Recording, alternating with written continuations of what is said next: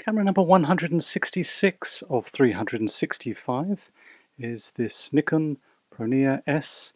It's an APS camera, takes APS cartridges and requires batteries to operate its functions. And the batteries are located in the base here, so let's just put some batteries in. We just need to undo the door by sliding the latch, and then that allows us to put our two CR2 batteries in.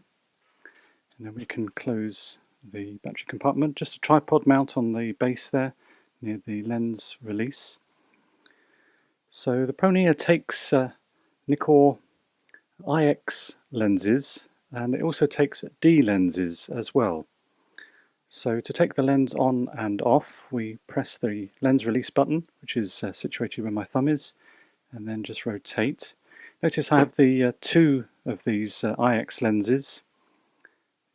I have the 30 to 60, and then I have this other one 60 to 180. So you notice the lens protrudes quite a way into the camera, so that's why these lenses can't be used in ordinary Nikon mount lenses, because they protrude too far into the body. But we can use other lenses. In fact, looking at the manual, it gives a whole list of D-type lenses, AFS lenses. It also says non-CPU lenses, and then it gives a list of ones that are not usable. But the lens I have is not featured there, so in theory I could put my 500mm reflex lens on. And here it is. Here's my 500mm reflex lens on. And by matching up the dot, we can put the lens on, and it does focus. Looks totally ridiculous.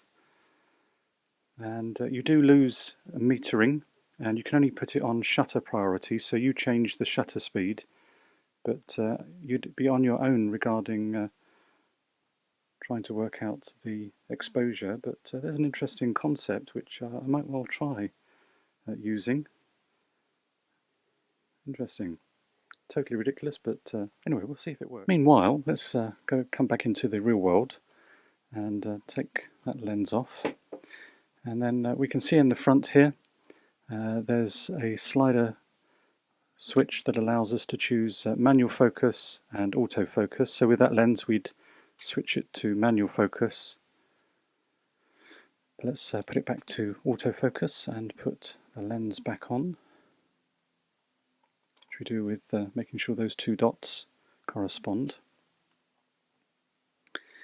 And then turning the camera on off switch, and then our command dial, and that will operate shutter speeds when we're in shutter priority, as we are here. You'll notice it does that. And then our other modes, we have program mode, which I don't know whether that's variable. Doesn't look like we can change that. No, it's not. Oh, maybe it is. Yes, maybe it is a shiftable program mode.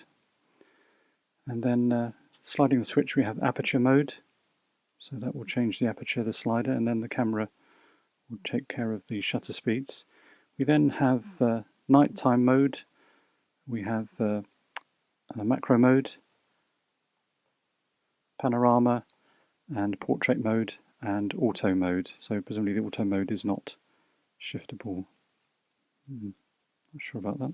There we go. We have a little panel here, which when we push it down shows us some other functions. There's a mid-roll rewind in the middle there. We have a self-timer, flash, a number of flash options we can toggle through by pressing that button. Exposure compensation, presumably if we hold it down and rotate the dial. No, maybe not.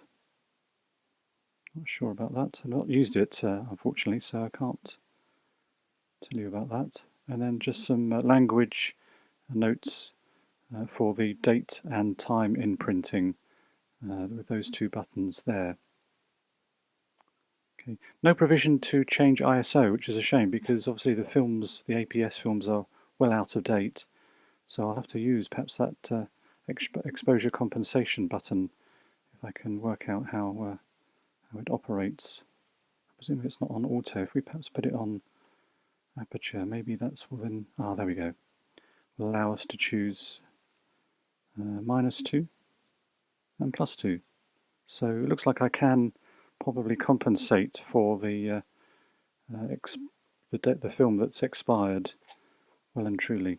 Talking of film, we put our film in the canister by lifting this latch and rotating it, and then we literally drop our cartridge in and close it, and that's it.